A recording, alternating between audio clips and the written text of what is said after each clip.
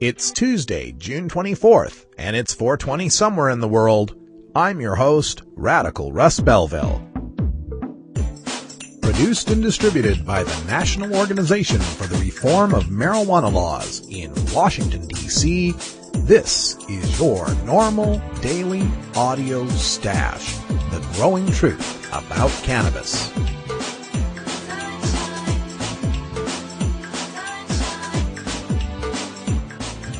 Welcome to the most popular podcast regarding marijuana in all of America and all the world, featuring interviews with scientists, politicians, doctors, prohibition policy activists, regular cannabis consumers, musicians, and NORML staff and NORML's board of directors, along with music and comedy no other podcast can offer. You can always find out more about our show at our website, stash.norml.org, and continue the education and conversation on our blog as well. We're ending marijuana prohibition with education, one listener at a time.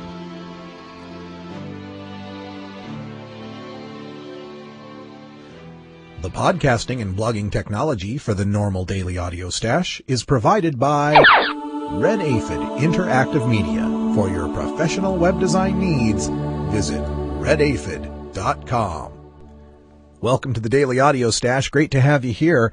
Say, have you ever gotten ready for a long flight and seen all those micro brews and bars that are in the airport lounge and thought to yourself, wouldn't it be great if you could just smoke a bowl before you get on the flight? Well, the folks down in Denver with Safer have thought just that. In the wake of a bunch of air rage problems at the Denver airport, Mason DeVert of the Denver-based group Safer is doing a press conference, probably right about now, on the idea of putting in legal marijuana smoking lounges in the Denver airport. We'll be talking with Mason later on here in the podcast. Also, some more reefer madness to debunk, this time appearing in a newspaper in West Virginia. And we'll take a look at all the false accusations they give to marijuana with a surprising twist at the end that you might not expect. And today is Dr. Lester Grinspoon Day in the cannabis community. Dr. Grinspoon, of course, is the professor at Harvard and a longtime supporter of the medical uses of marijuana and the decriminalization of marijuana. Keith Stropp joins us from NORML in Washington, D.C. to talk about the life and legacy of Dr. Grinspoon and why we're celebrating today. And, of course, we're going to have a musical break today, but Cannabis Carry is off, so I'm going to dig into the archives for some marijuana music from the past, so enjoy that. All right, everybody, sit back, relax, and grab the 4-footer. It's time for your NORML Daily Audio Stash.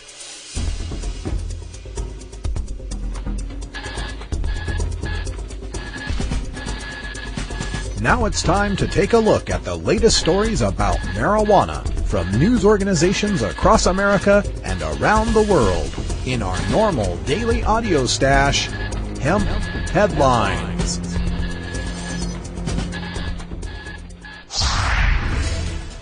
Safer says fly high on the friendly skies.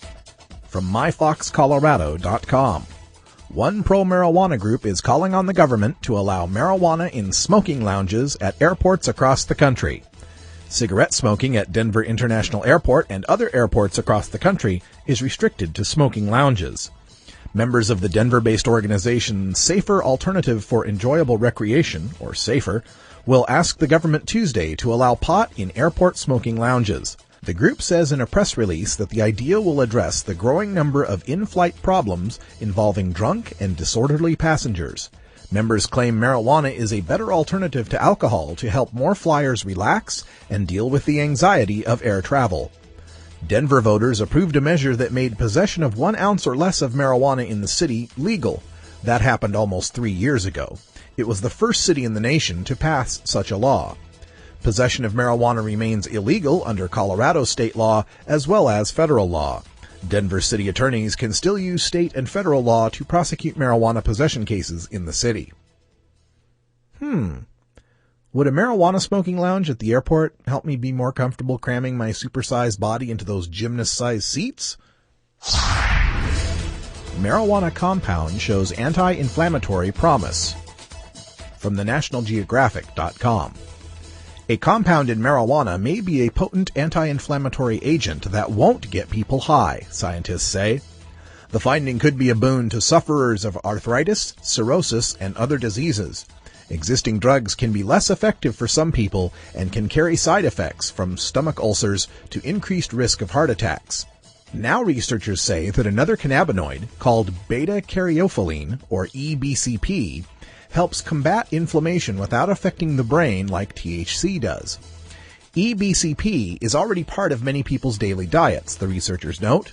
Foods that are particularly high in the compound include black pepper, oregano, basil, lime, cinnamon, carrots, and celery. Essential oils from cannabis plants, whose leaves and flowers are used to make the marijuana drug, contain up to 35% EBCP. But even after decades of cannabis research, scientists hadn't previously known that the compound had anti-inflammatory properties. Cannabinoids in marijuana are known to primarily affect two of many molecular receptors in the human body. The CB1 receptor is found in the brain and central nervous system and is responsible for the high people experience when they smoke pot. The other receptor, called CB2, is found in tissues in the rest of the body and triggers a cascade of biochemical reactions that can help combat inflammation.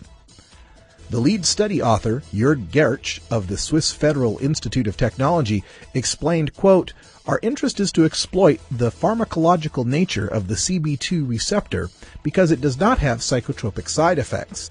Targeting the CB2 receptor could be a therapeutic strategy to prevent or treat diseases like Crohn's disease, inflammation of the intestinal tract, liver cirrhosis, osteoarthritis, and arteriosclerosis." End quote. THC activates both receptors, so it won't alleviate inflammation without also making people high. But EBCP affects only the CB2 receptor, according to the new study, which appears in today's issue of the Proceedings of the National Academy of Sciences. Well, studies like this are a double-edged sword. On the one hand, it is great to see more science being funneled into cannabis research, and I'm always thrilled to learn about the therapeutic wonders of nature's most perfect plant. But on the other, I worry about the medicalization of marijuana and how this research will lead to so many beneficial pharmaceuticals that lack a high that prohibitionists will have a rhetorical weapon to use in arguing for the end of medicinal plant marijuana. In other words, if we believe we have the right to get high, we cannot depend on medical marijuana to reinforce that belief, or they will just give us the medical marijuana without the high. Washington, D.C. enjoying capital hemp. From the Washington Post. Hemp. It's easier now to sample the culinary delights of the leafy green plant at D.C.'s new Capitol Hemp. Owned by perennial Green Party candidate and D.C. statehood activist Adam Eidinger and his wife, fellow activist Alexis Baden-Meyer, even the structure itself is made of hemp in the form of particle board. There are surprisingly stylish hemp clothes, hemp-related art, hemp shoes, and some adults-only products in a room out back. But forget the water pipes. Hemp is wholesome. It's the same species as marijuana, cannabis sativa, but genetic differences mean it won't get you high. Up front in the family-friendly part of the store is the food. Hemp's touted as a great source of protein, essential fatty acids, iron, vitamin E, and dietary fiber, which of course makes one suspect that it probably tastes terrible. But it doesn't. Best of all, it's legal to cook and purchase hemp. It's just not legal in the U.S. to grow it. Why depends on who you ask. Eidinger says, quote, "Hemp has been misaligned with its cousin marijuana by lawmakers who have waged a cultural battle for years. Hemp has simply been unfairly caught up in the dragnet to ban marijuana. Because the U.S. is the biggest user of hemp products, we send our money to farmers in other countries." End quote. So we can't grow our own hemp, but we can eat what's here, which is mostly imported from Canada, China, and Europe. And what's here are hundreds of edible variations: oil, nuts, flour, chocolate, milk, cheese, bagels, and more.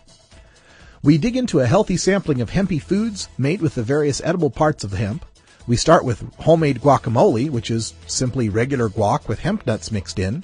Next is salad with hemp nuts and hemp dressing, 2 parts hemp oil to 3 parts vinegar. The nuts add a taste and texture not unlike pine nuts to the salad, and the dressing tastes like regular oil and vinegar. Hemp veggie burgers on hemp bagels with hemp mustard are the main course. The burgers themselves, made of hemp nuts and hemp oil mixed in with green beans, onion, garlic, ground almonds, breadcrumbs, and eggs, fried in a pan full of coconut oil, are bright green and dense, and quite tasty when topped with hemp mustard. The hemp bagel is too heavy with such a thick patty. Bodenmeier suggests using hemp bread instead. Finally, it's time for lemon hemperoons, lemon macaroons made with hemp seeds, and big glasses of chocolate hemp milk. The hemperoons are sweet, crunchy, lemony, and perfect. The hemp chocolate milk is cold and refreshing. We are quiet and contemplative.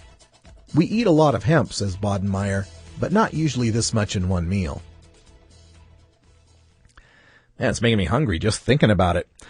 Well, regardless of what anyone thinks about the wisdom of re-legalizing psychoactive cannabis, there isn't a single logical reason to outlaw non-psychoactive hemp. Does it strike anyone else as odd that the DEA, the Drug Enforcement Administration, bans the cultivation of industrial hemp, which is not a drug? Well, the technicality is that even industrial hemp may contain traces of THC, and THC is a controlled substance. But, by the same token, mouthwash contains more than a trace of alcohol, yet kids can buy it at the supermarket. The micro amounts of THC in industrial hemp are never going to get you high. Industrial hemp is tall and reedy and very distinguishable from drug cannabis. You couldn't hide drug cannabis among industrial hemp plants because they would cross-pollinate and ruin each other. There is no public danger from industrial hemp for which the DEA needs to be protecting us. Marijuana is an addictive drug which produces in its users insanity, criminality, and death. Marijuana is the most violence-causing drug in the history of mankind. If the hideous monster Frankenstein came face to face with the monster of marijuana, he would drop dead from fright. Reefer madness. Marijuana is dangerous, but maybe not the way you think. Yeah, a policeman or a drug dealer might shoot you over it. This bit of Reefer Madness is brought to you by Dr. Paul Saville, writing in the Sunday Gazette Mail of Charleston, West Virginia. Inhaling the smoke of burning coal, wood, or leaves is bad for you. Acrid smoke injures the lungs and leads to chronic obstructive lung disease. Smoke contains chemicals such as benzopyrene, which causes cancer. Slow-burning cigarettes release carbon monoxide as well as carbon dioxide. The body senses a lack of oxygen in the blood and now increases the red blood count. The blood is now thicker and flows more slowly through narrowed arteries, increasing symptoms of angina and a leg artery disease called claudication. Marijuana smoke has the same effect as tobacco, lung disease, and cancer. The object of smoking it is to obtain the effect of the drug cannabis in marijuana, nicotine from tobacco, which is driven off by the heat of burning leaves. Liar. Sorry to be rude about it, but that's a flat-out lie. While cannabis and tobacco both produce some of the same carcinogens, cannabis also produces THC, delta-9 tetrahydrocannabinol, and CBD, cannabidiol, which don't cause cancer and actually have anti-tumoral properties. Dr. Donald Tashkin thought the same thing as you and set out to prove it at the UCLA Medical Center. He found quite the opposite, that even long-term cannabis smoking, absent any tobacco smoking, didn't lead to lung cancer, and even some moderate users had less incidence of lung cancer than non-smokers. Marijuana smoking, heavy and long-term, can lead to some milder respiratory problems.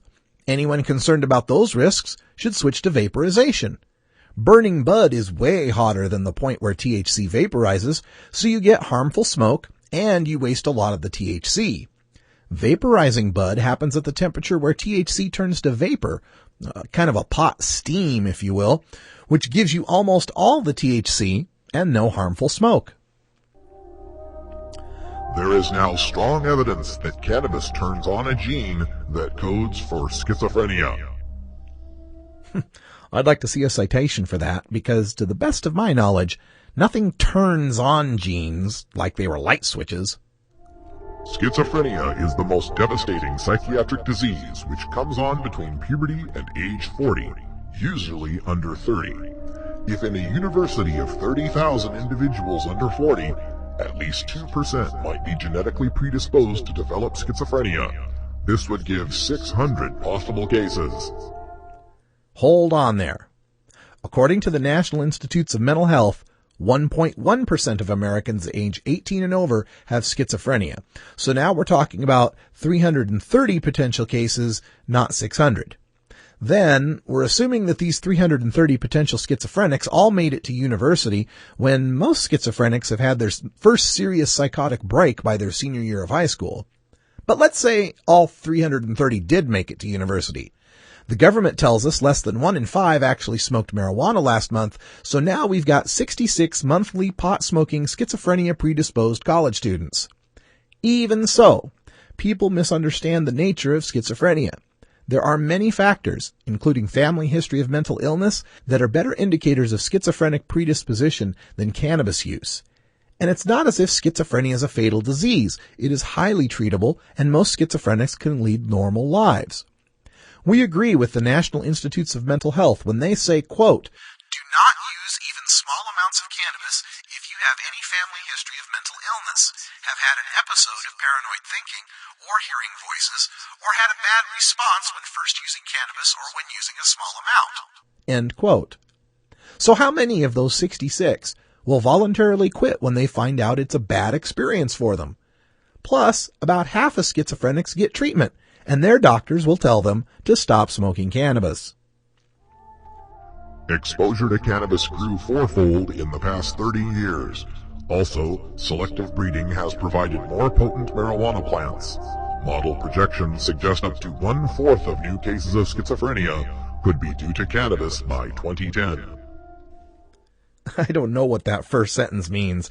Marijuana has been easily available in the United States since the 1970s. A majority of young people consistently rank marijuana as either very easy or fairly easy to get.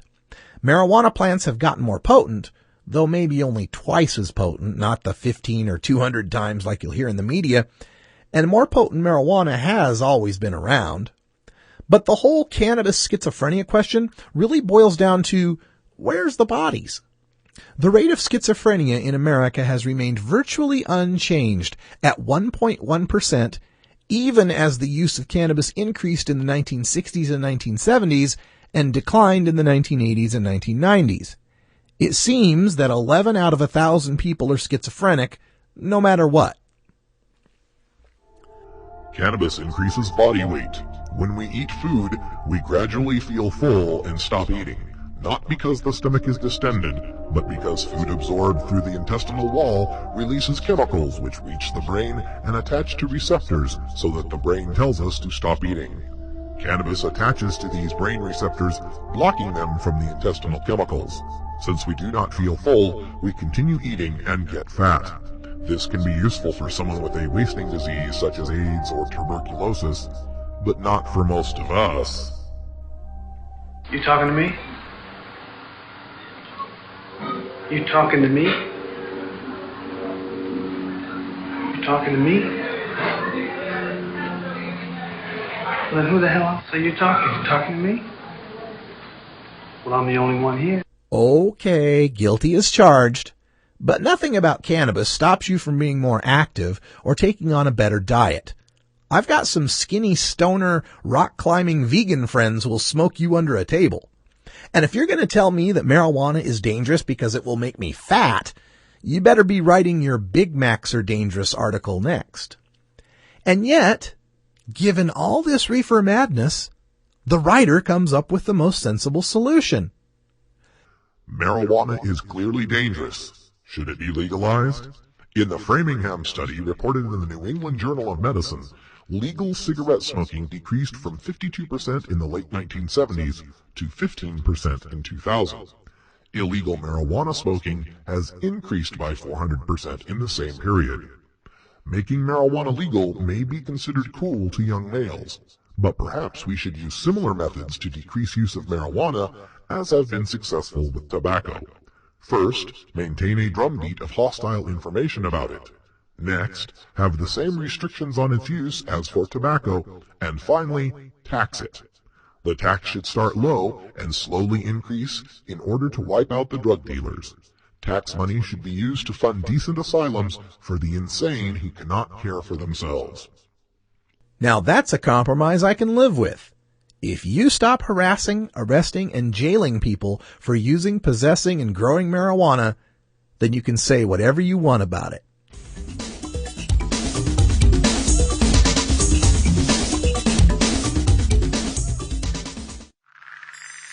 Hello, I'm Paul Stanford from the Hemp and Cannabis Foundation, or THCF. Medical marijuana is legal in 12 states today, and THCF has medical clinics in 6 of those states. Our physicians help qualified patients obtain an authorization for medical marijuana in their state.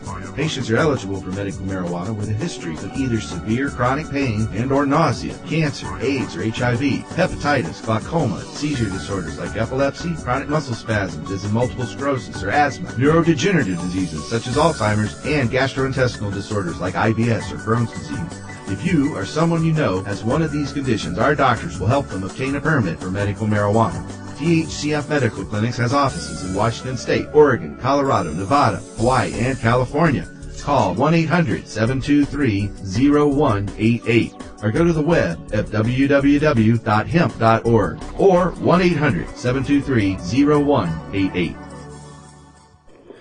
Well, today is June 24th, and we are celebrating one of the pioneers and one of the greats in cannabis law reform, and I'm joined by Keith Stropp, the legal counsel and founder of NORML, to help me with the discussion. Keith, welcome to the show.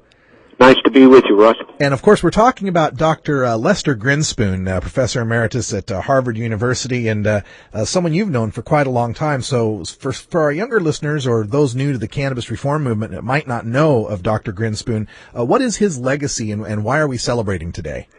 Dr. Grinspoon literally has been the intellectual godfather of this movement since as long as NORML has been around. I read his book, Marijuana Reconsidered. I believe it was in 1971. It came out just the first few months after I had started NORML. I had also read a book by Professor John Kaplan called Marijuana, the New Prohibition about that time, and those two books had more impact on the direction I was headed than anything I've read before or since. Lester Grinspoon, it's hard to overestimate the impact he's had. He was a professor at the Harvard Medical School. He has the book Marijuana Reconsidered, which has been updated repeatedly and is, without question, I think, the most comprehensive treatise on why we should legalize marijuana in America that's ever been written, and it still today is a terribly powerful book. He had a son years ago who developed cancer and sadly died after a period of time, but during the time that he was undergoing his chemotherapy, someone whispered in Lester Grinspoon's ear that his son might benefit if he smoked marijuana before he took those chemotherapy treatments. And one of the experiences Lester talks about in a second book he wrote called Marijuana, not Marijuana Facts, Marijuana, it's Marijuana I'm spacing on the name of his medical book right now. At any event, what he writes about is how his son, who for a long time after he'd take his treatments, when he would go home, drive on the way home, he was so ill he would vomit out the window of the car. And the one time when the doctor agreed to let him bring a joint into the doctor's office and smoke it there before he did his chemotherapy, on the way home from the treatment, Lester's son actually asked his mother if they could stop for fast food. It was that dramatic. Wow. And so, needless to say, Lester developed a keen interest in the medical use of marijuana in addition to the recreational use, and ended up writing one of the leading books on the medical use of marijuana as well. So, I would have to tell you, he served on the NORML Advisory Board all during the 70s. Then in the 80s, when the board had gotten into a difficult spot where they were sort of in a deadlock, the board actually asked Lester Grinspoon to step in and form a new board of directors. I guess that was in the mid-90s when he did that. Lester is responsible for many of the prominent board members who are on our board today. People like Barbara Ehrenreich, the feminist author, and Ann Dreyen, Carl Sagan's widow, and lots of other people. John Morgan and Lynn Zimmer. Lester is the best known expert on marijuana in the country today, and having him as a major player at NORML has been incredibly important. It's given us credibility that we simply would have never had without someone of Lester's standing. Now, I think the book title you were looking for was Marijuana, the Forbidden Medicine. That's right. I'm sorry. You can tell I'm getting old here. I can't remember the name of these books. That's right. Marijuana, the Forbidden Medicine, which he wrote with his colleague at Harvard Medical School. As I say, I consider Lester the intellectual leader of this movement. And in addition, he's never been afraid to get his hands dirty. He's gone to states all over the country to testify in favor of decriminalization bills and medical use bills. He's always available to write an op-ed piece if we need to get a piece published, either supporting or opposing something in a state. Lester really is one of those intellectuals who's not afraid to get down and dirty and get his hand, develop a sweat and do some honest work. He's been a privilege and a pleasure to work with over these many years. I think one of the ironic things about the career of Dr. Grinspoon is how he originally, when he was going to study marijuana and cannabis, he was believing it was going to be bad. He was trying to prove some of the reefer madness lies that were going around at the time. Yeah, he simply, didn't know any better. When he first starts off, he's the first to concede that when he first started making plans for his marijuana book, it was intended to be a book that advised people to be careful, that this was a dangerous drug, and here were the reasons. But, of course, as he got into his research, what he discovered was that most of it was just government propaganda. Now, back then, Lester was his interest was purely intellectual and academic. Over the years, frankly, as Lester would be pleased to advise you as well, he's become a regular marijuana smoker himself, and he thinks that it has improved his life as a result. So he's come a full 180 degrees from someone who is anti-marijuana all the way over to someone who believes that marijuana is one of those substances that can enrich your life. Now, we've got a post up on the NORML main site at norml.org talking about Dr. Grinspoon. So there's plenty of links there you can click to learn more. And they're celebrating him here on the Louisville late night TV show. So if you're in the Louisville, Kentucky area, and looks like we've got a link here for Louisville Public Radio as well. So if you're in that area, you'll get to hear the interview with Dr. Grinspoon, I believe, live tonight. So if you get that chance. Dr. Grinspoon also maintains a couple of great web pages you should check out, marijuana-uses.com and rxmarijuana.com. And Keith, it's been many, many years you've been working with Dr. Grinspoon, and on the off chance he gets to hear this interview, anything you'd like to say personally to him? Well, I would tell you that I think he is the single most important advocate that we've had for legalizing marijuana in my lifetime. He's been that influential, without question. There's, lots of good people that we've worked with over the years who've been important to us, but no one has had the influence on the issue that Lester Grinspoon has. So I would simply say happy birthday to Lester, and when I get home tonight, I'm going to burn one and think about his fine contributions to moving us closer to our goal. I think we can all do that. Happy Lester Grinspoon Day to everyone out there, and happy Lester Grinspoon Day to you, Keith. Thank you very much. All right.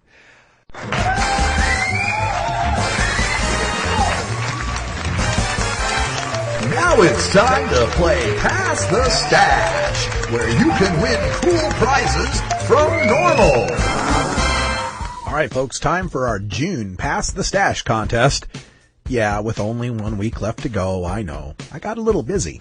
The prize this month is a copy of Steve Bloom's new book, Pot Culture, the A to Z Guide to Stoner Language and Life. And all you have to do to win is pass our special drug test. Now, don't worry, we don't want your pee. We just want your correct answer on the following 3 multiple-choice questions. Question number 1. Which of the following 4 stoner movies made the most money at the box office? Was it A, Half-Baked with Dave Chappelle, B, The Big Lebowski with Jeff Bridges as the dude, C, Harold and Kumar Go to White Castle, the first Harold and Kumar movie, or D, Tenacious D and the Pick of Destiny with Jack Black? Question number 2. How many people were arrested for simple marijuana possession in 2006? Is it A, about 1.9 million, B, about 830,000, C, about 740,000, or D, about 610,000? And question number 3, according to the Institutes of Medicine, what percentage of cannabis users eventually become clinically dependent on cannabis? Is it A, about 31%, B, about 15%, C, about 9%, or D, it's a trick question because nobody becomes clinically dependent on marijuana? Send your answers along with your name to our email at stash@normal.org. You can remain anonymous if you wish, just say so. The first email to hit my inbox with all 3 correct answers wins the Pot Culture book. Remember, the 3 questions are, which of the following 4 stoner movies made the most money at the box office? How many people were arrested for simple marijuana possession in 2006? And according to the Institutes of Medicine, what percentage of cannabis users eventually become clinically dependent on cannabis? Check out our blog at stash.normal.org. You can see all the questions and the possible answers right there in the blog. And again, first email to make it to my inbox with all 3 correct answers wins the Pot Culture book.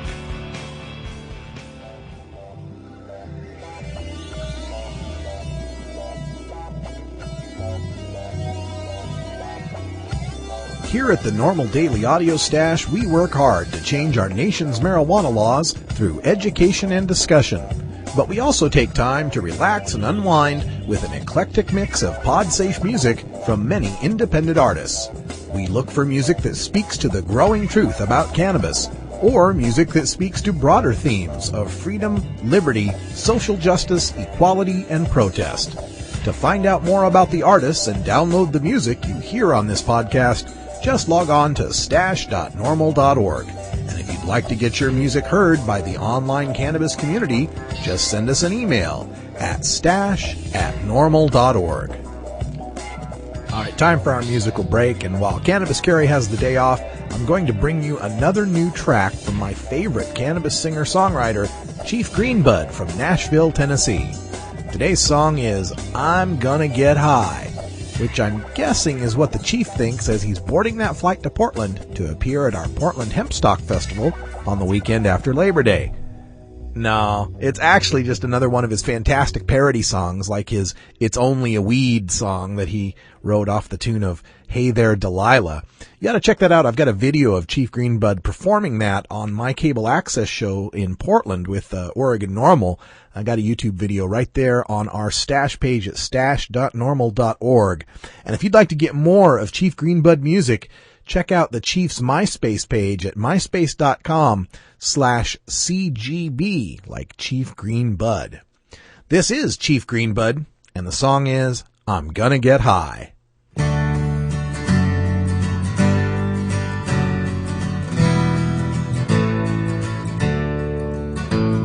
When you smell a skunk, you think stinky. When I smell it, I think, oh wow. 'Cause I remember the time when I smoked that kind, and it knocked me right off of the couch.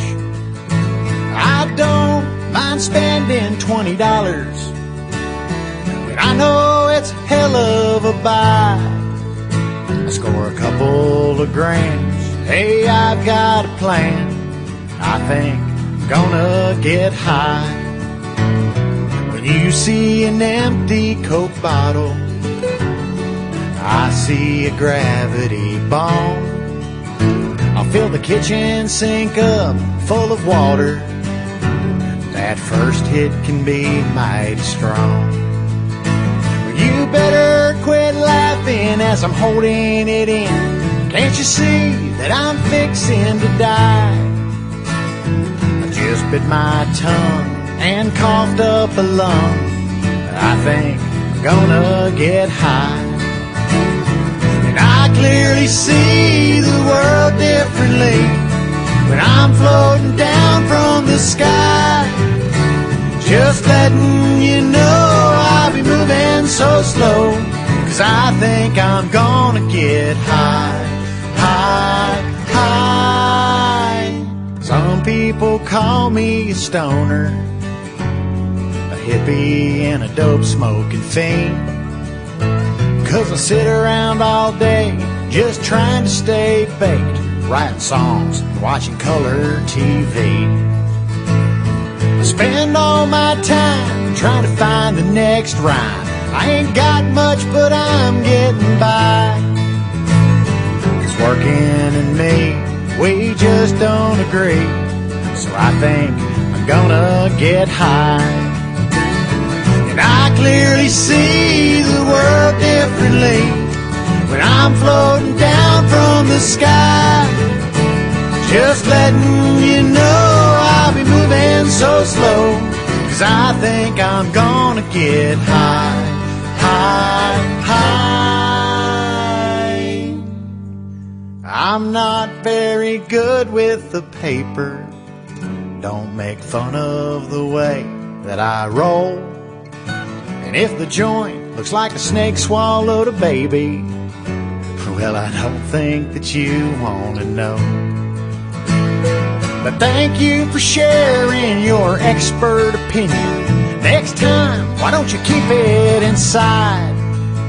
It don't have to look good.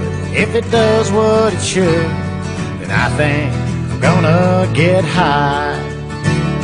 So watch me light up, 'cause I don't give a fuck. Oh, thank God. I'm gonna get high.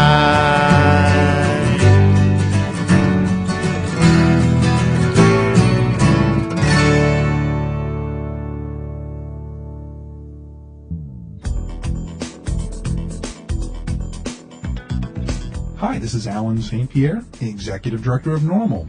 We are the oldest, largest, and best-known marijuana law reform organization in America, and it's all because of your support. Take some time to join NORML at www.norml.org. Your membership supports this podcast, our websites, our policy research and analysis, and our annual conferences. Changing marijuana laws is a grassroots effort, and it starts with you, the stakeholder. Join NORML today and add your voice to the millions of cannabis consumers who demand equality with our beer-drinking friends. One of the places in America where we're seeing a lot of great cannabis activism is Colorado, and specifically Denver, Colorado, where residents there have voted to make marijuana legal for all intents and purposes. And we're here with the man who got that effort started, Mason DeVert of Denver, Colorado. And Mason, welcome back to the Daily Audio Stash. Thanks so much for having me. So I got up this morning and I'm looking through the news to see what stories I'd comment on today, and I saw this one about the Denver airport and how Safer is calling for marijuana smoking lounges in the airport. And I gotta say, bravo, kudos, and an idea long past its time. Yeah, absolutely. I mean, you know, it makes absolutely no sense that we allow adults to consume vast amounts of alcohol prior to boarding flights and even on flights. And it's leading to so many problems, and even more so now than ever before, with people getting belligerent and causing problems while in the air. And it just makes no sense to not allow adults to have that alternative, to simply use marijuana to deal with their pre-flight anxiety and to relax instead. Have there been any cases in the news recently involving the Denver airport with these cases of air rage? Yeah, there's been a few, and that's why it's we really decided to start this conversation. At the end of last year, we saw an incident in which a woman got drunk and actually abused her children on a flight and then abused a flight attendant. We saw one in which a man was inappropriately touching a flight attendant and started a fight and tried to choke another passenger. Both of those flights were diverted to Denver. And then just about a week ago, there was another flight in which a woman became incredibly drunk and belligerent, and they had to divert that flight to Denver, and she appeared in federal court yesterday, which led to the U.S. attorney here in Colorado saying, something's got to be done about this, and they're going to start cracking down. And we think this is a great way for them to address this. Well, a lot of people are using the alcohol to calm the nerves of having to get on a flight. A lot of people have a lot of anxiety when it comes to flying. And of course, when you go into any airport in America, you're going to find all sorts of pubs around the concourse area where people can get loaded before they get on the flight, or even, like you say, on the flights, be able to order spirits and wine and such. Now, is Denver also one of those airports that has the tobacco smoking areas? Yeah, absolutely. Denver has smoking lounges, and that's what makes this so easy. Reporters keep asking, well, is this even possible? And I say, that's not really the right question to be asking. Of course it's possible. We have tobacco smoking lounges. just let people use marijuana in them. The real question is, why wouldn't we want to allow people to use marijuana in them? And I've yet to get a good answer on that. Yeah. Now, of course, the legal situation might be something to bring up. Denver has a special situation. Remind our listeners a little bit about what your laws are now as passed by the voters in Denver. Sure. As a result of the initiative passed in 2005, we amended our city ordinances to make adult marijuana possession legal under all circumstances. Unfortunately, the city chose to continue enforcing state law needlessly. We've been fighting with them over that for some time, and that came to a head with another initiative being passed this last year in 2007, in which voters officially designated adult marijuana possession the city's lowest law enforcement priority. And the city has actually started to really pay attention to that. In fact, they announced just recently they're no longer going to require a court appearance. They're making it just a ticket that you send in. And while that's certainly a step forward, it's not our goal here, but it is a step in the right direction. But when we're talking about an airport, like your Denver airport there, what is the jurisdiction as far as the city goes versus, say, transit authorities, Denver, Sure. the county or state, or even, we're talking federal aviation administration, too? Sure. Well, the city of Denver basically runs the airport to a large extent. Our tax dollars here in the city do go to that airport. There are Denver police in that airport. It does make a lot of the decisions. Now, obviously, the FAA is involved, but this really has not a lot to do with the actual flying of planes. Obviously, this is not meant for pilots. It's meant for passengers. And, if the FAA has no problem with passengers using alcohol prior to boarding a flight or even on a flight, there's really no justifiable reason why they'd have a problem with someone simply using a less harmful drug. And that's, I think, what we need to keep emphasizing here is that, we're already letting people get loaded on drugs. We just call it alcohol. That's exactly right. And that's what really this is meant to do, is to get people to start thinking about this. And, the fact that this seems so unreasonable to many people, is just a sign of how brainwashed we've become into accepting that alcohol is just part of our society and that marijuana it needs to be illegal. Shouldn't be the case. It doesn't need to be the case, and we're hoping that this gets some people thinking. Right. I think a lot of people, now you're getting ready to do a press conference, I believe, in about an hour and a half. Is that right? That's correct. Okay, so a lot of people are going to hear this press conference, and I think on first blush they're going to go, well, that's ridiculous. People smoking marijuana in an airport, that's ridiculous. But it brings the subject up, and it makes people have to say, why? Why is that ridiculous? I think that it's a great marketing campaign. I love the way that you're kind of pushing the envelope on this and forcing the conversation to happen here. So just for the rest of our listeners out there, how can they get involved with you guys and help SAFER continue on with these campaigns? Yeah, absolutely. Thanks for asking. They can go to saferchoice.org. That's our website. Sign up to receive alerts and updates on what's going on. We oftentimes ask our supporters to contact officials and let them know how they feel on this. So in a case such as this, maybe down the line we will start a letter writing campaign to officials with the FAA or with the city of Denver. Who knows? So we certainly encourage them to get in touch. The other thing I'd like to do here just to close things up is we're talking to people all around the country. In the summertime, a lot of the festivals are happening, and this is the chance for people to get out and actually meet the movers and shakers in cannabis law reform. This is how I got involved, is going to a summer festival and meeting people. So in the Denver Intermountain area there, are there going to be some events where SAFER will be tabling where they could possibly meet you guys and get more involved that way? Well, we'll actually be up at HempFest that's coming up here August 16th and 17th in Seattle. And we oftentimes have people distributing literature and signing up new supporters at events all over the country. What's great about our organization is that it's very decentralized. We have people that print flyers online or ask us to send them some, and they just do what they can wherever they can, and hopefully folks will run into those people. And if they want to be one of those people, they should get in touch. SAFER Alternatives for Enjoyable Recreation. You can check them out at saferchoice.org. And Mason Tvert, thank you for joining us again on the Daily Audio Stash. Thank you, Russ. Thank you for downloading the NORML Daily Audio Stash, the growing truth about cannabis. We are produced by the National Organization for the Reform of Marijuana Laws in Washington, D.C. Our executive producer is Alan St. Pierre. Our deputy director is Paul Armentano. Our webmaster is Brian Judy. And web production is provided by Red Aphid Interactive Media. As always, you can catch up on the latest information about marijuana at www.norml.org. And you can interact and download from our Audio Stash blog at stash.norml.org.